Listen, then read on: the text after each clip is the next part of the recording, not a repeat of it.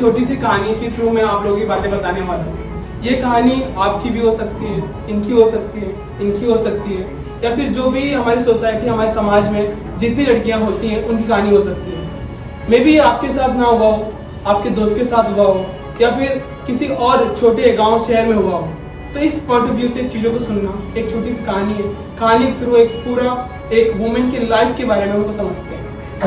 तो एक स्टार्ट होता है, एक बच्ची जब कोई लड़की किसी घर में जन्म लेती है तो सब बोलते हैं बधाई हो, बधाई हो, बधाई हो।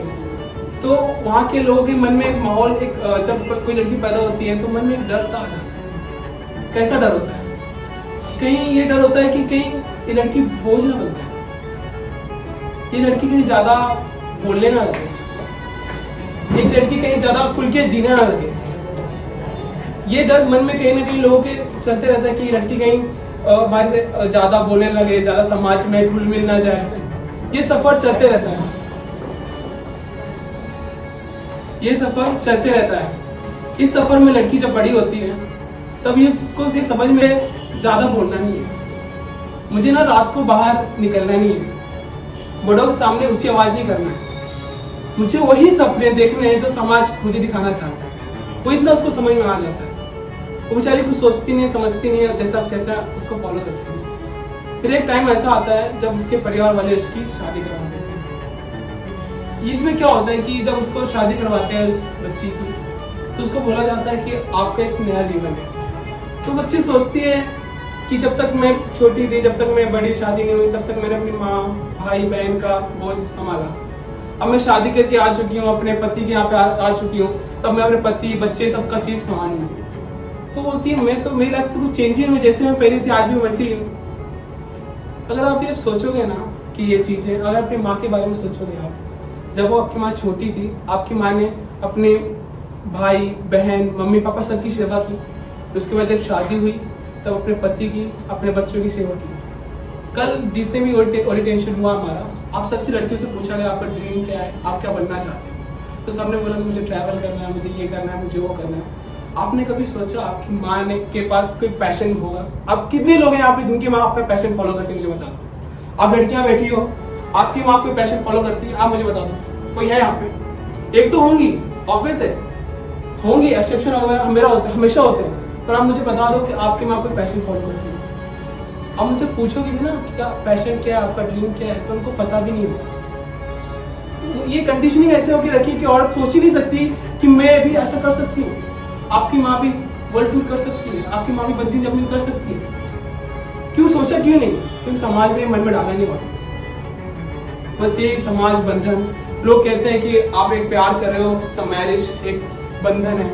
मैं तो बोलता हूँ अगर जहाँ प्यार है वहां बंधन नहीं होता, अगर वहां पे बंधन है तो वहां प्यार ही नहीं।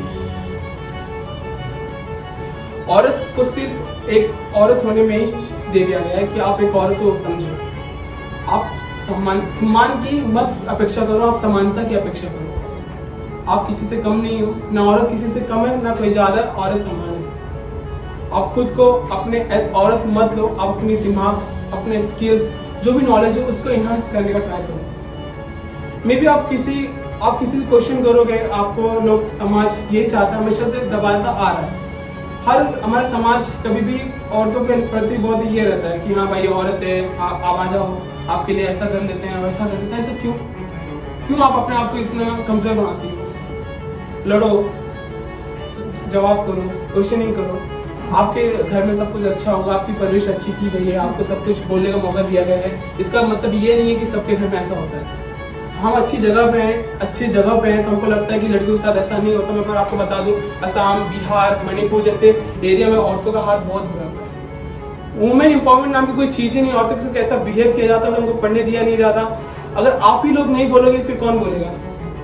आपके यहाँ सब अच्छा चल रहा है, मेरे यहाँ ऐसा कुछ नहीं होता, मेरे घर वाले बहुत अच्छे हैं, मुझे घूमने बाहर जाने देते हैं, मैं क्वेश्चन करती हूँ तो मेरा आंसर देते हैं, जो मैं चाहती हूँ वो कर सकते हैं। पर मेरे बोलने से, आपके सुनने से कुछ नहीं होने वाला, किसी एक आदमी से बदलने से कुछ नहीं होने वाला। पर मुझे इतना पता है कि अगर मैं एक कर सकता हूँ, एक से स्टार्ट होती है। अगर 10 लाख में से एक जीरो हट जाए तो उसकी वैल्यू भी एकदम गिर के 10,000 हो जाती है। तो एक से ही कुछ ना कुछ बदलाव होगा। अगर आप लोग इस पे एक्शन नहीं लोगे, आप इंडिपेंडेंट नहीं बनोगे और आप समझदार नहीं बनोगे, तो आप दूसरे लोगों के लिए आवाज कैसे उठाओगे? क्योंकि अगर आपने दूसरे लोगों के लिए आवाज नहीं उठाया तो आगे चल के जो भी बच्ची किसी घर में पैदा होगी वो समाज की मजबूरियों के नीचे दबेगी, वो भी आप लोगों की वजह से। तो मैं आपको कहना चाहता हूँ, आप क्वेश्चनिंग करो, खुद को ऑब्जेक्टिफाई मत करो, खुद को एज ए वुमन मत देखो, खुद को एज ह्यूमन देखो जो कि बहुत समझदार है, हर काम कर सकती है, किसी भी डिपेंडेंट नहीं हो सकती। झाड़ू पोछा करने के लिए नहीं हो आप सब, झाड़ू पोछा करने के लिए आप वर्कर भी घर में रख सकते हो। मैरिज आपको अपने मन से करनी है, ना कि मम्मी पापा के दबाव से। आपको लगेगा कि मुझे कोई जब तक कोई अच्छा लड़का मिलेगा मैं शादी करूंगी, नहीं तो नहीं करूंगी जब तक मेरे घर वाले मुझे, घर वाले ऐसा नहीं होना चाहिए घर वाले आपको शादी करवा दें, आपकी बहन की शादी करवा दें। भाई ये क्यों सोचता है कि मुझे मेरी बहन की शादी करवानी है, ये करवाना वो करवाना, मुझे बहुत कुछ करना है। अरे अपनी बहन को पढ़ाओ ना, अपनी बहन को इस लेवल पे लेके जाओ कि वो एक लेवल पे पहुंच पाए। तो मैं यही बोलूंगा कि आप डरो मत, क्वेश्चनिंग करो, जितना हो सके उतना आगे बढ़ो और किसी से परमिशन लेने की जरूरत नहीं। आप एक समझदार औरत हो, आप जिस एज में हो, जो आपको सही लगता है वही करो।